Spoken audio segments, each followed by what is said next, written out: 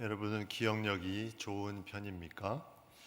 내가 기뻤던 시절, 좋았던 시절, 그리고 내가 힘들고 어려웠던 시절에 대한 기억력이 얼마나 있습니까? 우리에게 기쁨을 주시고 또 즐거운 일들을 허락하시고 또 어려움 속에서 힘든 속에서 그 해결할 수 있는 길을 보여주시고 인도해 주셨던 그 하나님의 은혜를 얼마나 기억하고 있습니까? 기억한다는 것은 우리의 삶에서 너무나 중요한 부분입니다. 왜냐하면 그것이 지금 내가 여기 있는 이유가 되기 때문입니다. 나의 삶의 많은 부분들이 스쳐 지나왔지만 그 순간들을 하나하나 우리가 조각해 보면 지금 내가 여기 있음을 우리는 생각해 볼 수 있습니다. 하나님께서 이스라엘 백성들을 인도해서 가나안 땅으로 가셨습니다. 광야의 시간에 많은 시간을 보내고 이제 오늘 본문의 말씀은 막바지에 다다른 이제 출애굽하고 40년이 지나서 11째 달 11월에 이 말씀을 모세를 통해서 이스라엘 백성에게 전해주는 말씀이었습니다. 그런데 여기에 계속해서 반복되는 말씀이 오늘 본문에 뭐냐면 기억하라 였습니다. 기억하라. 기억하는 것이 우리의 삶에 중요합니다. 11절 말씀 같이 한번 보겠습니다. 내가 오늘 내게 명하는 여호와의 명령과 법도와 규례를 지키지 아니하고 내 하나님 여호와를 잊어버리지 않도록 삼갈지어다. 18절 말씀 내 하나님 여호와를 기억하라. 그가 내게 재물 얻을 능력을 주셨습니다. 하나님께서 말씀 지키는 것과 하나님을 잊지 않는 것에 대한 강조의 말씀을 모세를 통해서 계속해서 말씀하고 또 부족하지 않은 삶을 주신 것도 우리가 기억함을 계속해서 모세를 통해서 말씀해 주고 있습니다. 우리가 곰곰이 생각해 보면 내 삶에 기억해야 될 것들이 많이 있습니다.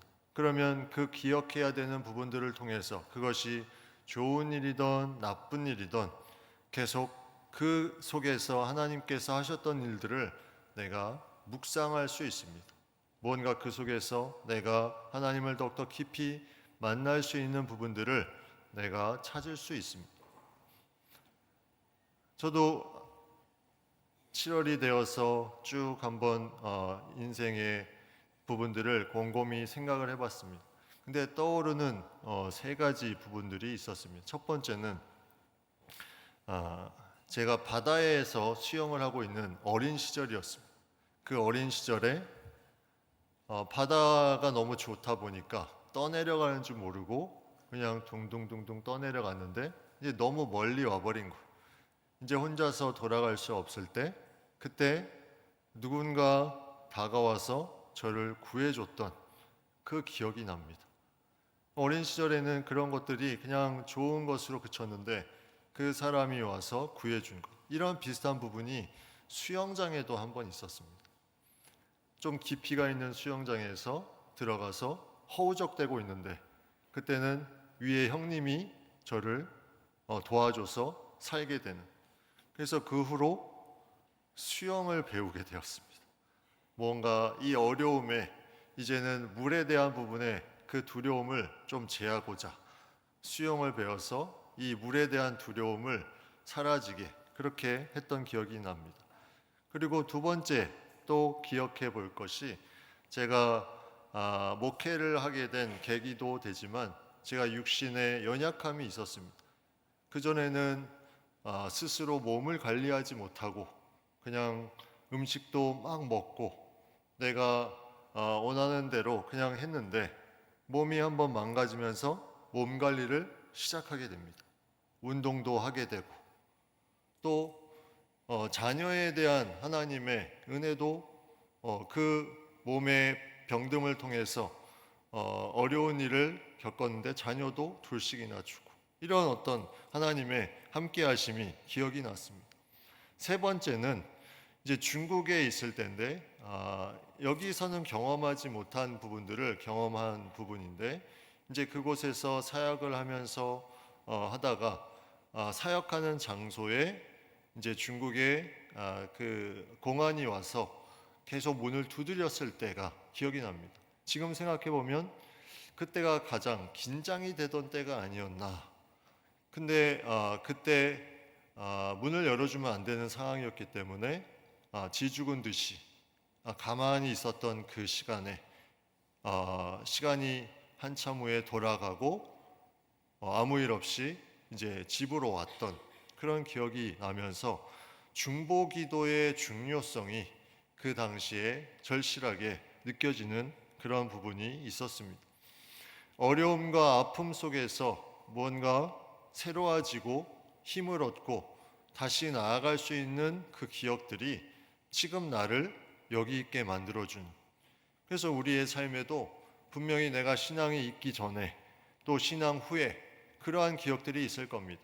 어쩌면 지금 그러한 광야 같은 시간 속에서 하나님의 은혜를 기다리며 살아가는 분들도 있을 것입니다. 그 모든 시간을 통해서 하나님께서 나를 여기까지 인도해 주셨다는 것이 너무나 귀한 은혜로 우리에게 다가옵니다. 그런데 사람의 이 기억 속에는 사실 이 기억이 그렇게 오래 가지 못하는 뇌의 구조가 있는 것 같습니다. 오늘 이스라엘 백성들도 보면 홍해를 건너고 나서 출애굽기 15장에 보면 모세와 이스라엘 백성들이 다 같이 이 하나님의 놀라운 역사를 기억하며 찬양하며 고백하는 내용이 나옵니다. 분명히 그렇게 했으면 하나님이 어떠한 분이신가를 분명히 알아야 되는데 그들은 그 후에 먹을 것이 없다, 마실 물이 없다, 계속 불평하며 불만하며 원망하는 그런 모습을 보였다는 것입니다. 우리도 어쩌면 이 모습과 다르지 않습니다. 여기까지 온 것이 분명히 하나님의 놀라운 은혜 가운데 왔는데 어느 순간에 내 속에서 일어나는 것은 원망과 불평과 또 부족함에 대한 그런 아쉬움들이 계속해서 일어나는 부분들. 오늘 말씀에 이 하나님께서 놀라운 은혜의 말씀을 주시는데 16절에 이렇게 말씀합니다. 이는 다 너를 낮추시며 너를 시험하사 마침내 내게 복을 주려 하심이었느니라. 너를 낮추시며 너를 시험하사 너에게 복을 주려 하심이었다. 이 놀라운 말씀을 주시는 것. 그러니까 우리가 광야의 시간을 쭉 보내면서 이 시간 가운데 내가 어찌할 줄 몰랐던 때가 있었고 그 어려운 시간에 누군가를 통해서 도움을 받을 때도 있었는데 그 모든 어려운 시간들은 내가 그 가운데 낮아지고 하나님께서 나를 단련시키셔서 복을 주려 하심이라 분명하게 말씀하고 있습니다. 이 말씀이 40년 동안 출애굽을 하고 이제 그 삶을 돌아보면서 모세를 통해서 하나님의 말씀이 전파되면서 이스라엘 백성들이 이것을 이제 듣게 되는데 만약에 이 출애굽했던 그 가나안 땅에 들어가지 못했던 백성들이 이 말씀을 출애굽하는 그 순간에 들었다면 어떻게 되었을까? 너희에게 이제부터 광야 생활이 시작될 것인데 너희 40년 이 모든 광야 생활에 잘 보내고 또 이 시간은 너희를 낮추고 시험하는 시간인데 복을 주기 위해서 이 시간이 필요한 거니까 잘 견디고 나아가. 물론 이 40년은 이스라엘 백성들이 하나님의 말씀을 제대로 믿지 못했기 때문에 주어진 시간이지만 만약에 이렇게 가정을 해보면 그들은 정말 제대로 하나님의 은혜를 기억하며 살아갔을까? 물론 그들의 삶의 일부분은 달라졌을 것입니다. 그것을 통해서 이 모든 광야의 시간이 나에게 복을 주려 하신 하나님의 뜻이 있구나. 그런데 이스라엘 백성들에게는 너무나 많은 이적과 말씀들을 그전에도 많이 주셨습니다. 그런데 그들은 그거를 믿지 못했던 거죠. 확신이 없었던 겁니다. 우리도 광야에 보내면서 누군가가 광야의 시간을 보내고 있으면 확신을 합니다. 저 사람에게 분명히 하나님께서 무언가를 주시려고 하는 시간인가 보다. 그런데 정작 내가 그것을 당하면 그 가운데 원망과 불평이 일어나는 마음들이 생기게 된다는 거죠. 이게 이스라엘 백성들의 그런 마음이 바로 우리의 마음입니다. 분명히 말씀 속에서 들려줄 때 확신이 가지고 이 부분을 생각하지만 정작 살아갈 때는 그렇게 하지 못하는, 왜 내 인생이 이렇게 되었지?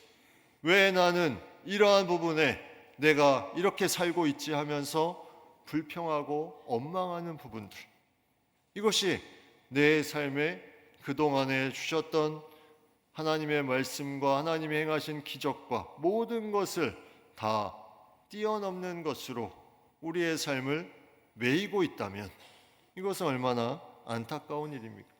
그래서 하나님은 우리에게 중요한 것을 주시길 원하십니다. 그건 뭐냐면 결과물이 아닌 관계성에서 나타나는 하나님과의 친밀한 관계. 이거는 광야의 시간에서 너무나 중요한 시간이었습니다. 이것을 잘 이루어야 가나안 땅에 들어가서도 이것을 잘 누릴 수 있고 또 그곳에서 어려운 일도 잘 견딜 수 있기 때문에 이 광야의 시간은 하나님이 배려의 차원에서 주어진 하나님의 은혜의 시간입니다. 그래서 그것을 잘 견디고 나아가면 마침내 내게 복을 주려 하심이라, 이 고백을 우리의 입술로 고백할 수 있게 된다는 거죠. 오늘은 맥추 감사 주일입니다. 맥추절은 이스라엘이 지키는 3대 절기 중에 하나죠. 그래서 첫 열매에 대한 것을 감사하면서 앞으로 하나님께서 함께 하실 것을 기대하며 나아가는 절기. 신약 시대에는 이 맥추절이 바로 예수님이 부활하시고 50일째 되는 오순절, 즉 성령 강림절로 지킵니다. 성령이 강림하셔서 하나님께서 놀라운 열매를 주시고 또 그것이 계속해서 이어짐에 대해서, 첫 열매에 대해서 감사하는 날, 바로 그날이 맥추 감사주일입니다. 우리가 첫 열매를 의지적으로 감사하며 나아가는 것, 이것은 이후에 계속해서 맺어질 열매에 대해서 하나님을 기대하는 것입니다. 감사라는 말은 헬라어로 유가리스티아, 이 말은 좋은 은혜, 행복한 은혜라는 뜻도 있고 이것이 동사로 쓰이면 숙고한다라는 뜻이 있습니다. 감사가 동사로 쓰이면 숙고한다. 우리가 thank you 많이 하는데 이것이 think, 생각하다와 그 어원이 같습니다. 그래서 감사와 생각하다는 어원이 같다는 것은, 감사는 무언가를 숙고해야 되는, 내가 숙고한다는 것은 이걸 의지적으로 하나님의 은혜를 내 생각 속에 끄집어내는 것입니다. 자연스럽게 고맙다는 말을 하는 것은 다 할 수 있지만 내 삶을 숙고하면서 이 감사의 내용을 끄집어낼 수 있는 것은, 이것은 쉽지 않습니다. 그런데 진정한 감사는 거기에 있다는 거죠. 한번 내 삶을 쭉 살펴보십시오. 그 속에서 내가 숙고해 보십시오. 그러면 내가 그냥 지나쳐왔던 그것이 하나님의 은혜임을 다시 한번 고백하게 되는, 하나님의 선물임을 내가 고백하는 그 놀라운 일이 우리에게 주어지게 된다는 거죠. 하나님의 관심은 여기에 있습니다. 하나님과의 관계성 속에서 너희가 계속 기억하고 숙고하며 생각하는 것, 여기에 하나님과의 관계성을 가지고 우리가 살아갈 수 있을 때 우리는 하나님의 자녀로서 모든 상황 가운데 감사할 수 있는 그러한 삶을 살게 된다는 거죠. 이것을 아는 사람이 하는 고백이 바로 시편 23편의 다윗의 고백에서 나옵니다. 여호와는 나의 목자시니 내가 부족함이 없으리로다. 하나님께서 함께 하심으로 말미암아 내가 어떠한 상황에 있든지 부족함이 없으리로다. 이 모든 어려움 상황 가운데 다윗이 고백하며 나아가는, 그래서 그가 하나님께 이 고백을 하면서 자신의 삶을 온전히 감사하며 나아가는, 우리가 감사하지 못하는 것은 내 기준이 너무 높이 있기 때문입니다. 내가 바라보는 가정에 대한 기준, 내 남편, 아내에 대한 기준, 내 자녀에 대한 기준, 내가 속한 공동체와 교회에 대한 기준, 그리고 내가 기도하는 어떤 것에 대한 기준, 그 기준이 어느 순간에 나도 모르게 너무나 높이 세워져 있습니다. 그러니까 감사가 나오지 않습니다. 과연 누가 그 기준을 세운 것입니까? 바로 내 욕심입니다. 내 욕심. 내 욕심이 점점 내 기준을 높게 만드니 감사가 사라집니다. 그 기준이 광야에서 너를 낮추시며, 하나님께서 분명하게 우리에게 계속해서 그 시간이 필요함을, 그래서 참된 하나님과의 관계성 속에서 살아갈 수 있는 그러한 삶을 살도록 계속 우리를 인도해 주시는 것. 내가 가진 조건들, 내가 가진 환경들, 열악하고 약하고 너무나 힘든 조건이라고 생각을 합니까? 그런데 나의 조건이 거기에 대해서 어디에 있는지 한번 생각을 해보십시오. 내가 세운 조건, 내가 생각하는 조건, 과연 그것이 어디에 있는지.